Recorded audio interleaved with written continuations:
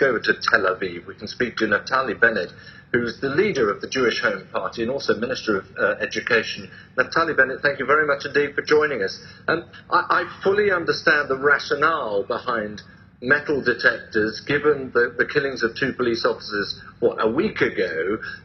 Nonetheless, our understanding is that your security advisors, the army as well, are among those who said, let's remove those, perhaps in the name of calm of the situation. So why are they still there? Well, we need to defend everyone that wants to worship on Temple Mount. You know, there's Muslims there, there's Jews. It's one of the most sensitive places on earth. And a week ago today, Muslim radical terrorists went in and murdered 2 Israeli policemen after smuggling in rifles. The only way that we can defend ourselves is by placing those metal detectors. And I think that you realize that there's metal detectors in the Vatican. There are metal detectors in Western Wall, at Westminster, in Mecca. There's no reason that we can't maintain the metal detectors in the entrance to Temple Mount. Right, but fine. In which case, you have the metal detectors. Why do you need to then bar all Muslim men from going there to pray if they happen to be under the age of 50? This is a temporary ban. It's a common practice after... I suppose I need to ask you then, how long is temporary? We know the Palestinians... a matter of a couple of days. But, you know, as long as the Palestinians are trying to encourage a day of rage and terrorist attacks, we're going to have to see how things go. It's our interest to keep the Temple Mount open for everyone. And I repeat, the Temple Mount is open. Folks who want to go in and pray and worship can do it right now. But they are, on purpose, staying outside in order to create rage and tension.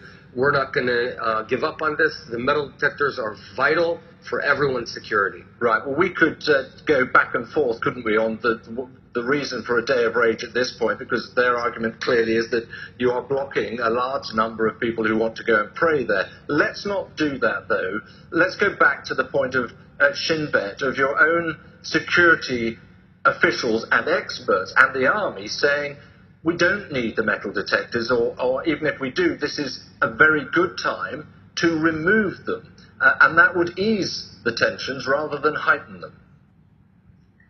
What would you do if you had a series of murderers outside Westminster? You have metal detectors there. For heaven's sake, they have metal detectors with great respect, Minister, we would probably expect our government to listen to our security experts. I suggest that you let us run our country and you run your TV show, because we need to provide security to our citizens and to the millions of Muslims, Jews, and Christians that worship in the holiest area in the world, which is the ancient city.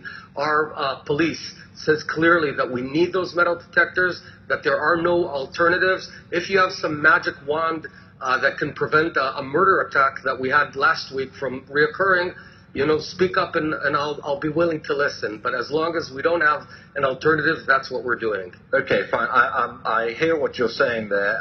I hope that your security officials do as well. But can I ask you this also? You do appreciate that there is anxiety, that this sort of long-standing convention, understanding about the way in which access to these sites works, is being chipped away by this government. That is an anxiety which is being expressed by Palestinians, by Muslims, not by me. How do you reassure them that that is not the case?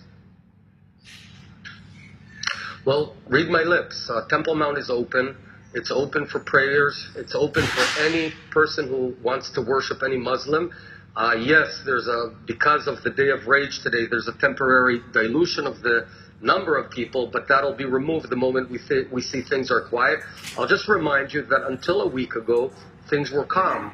What happened a week ago was a premeditated terrorist attack that murdered 2 Israeli policemen. That's what started all of this. We want to put it behind us, but we are the sovereign people responsible for everyone's security. I think you understand as well as I that there's no alternative but to secure the most sensitive location on earth. Neftalli Bennett, thanks very much indeed for giving us some of your time here on GMT.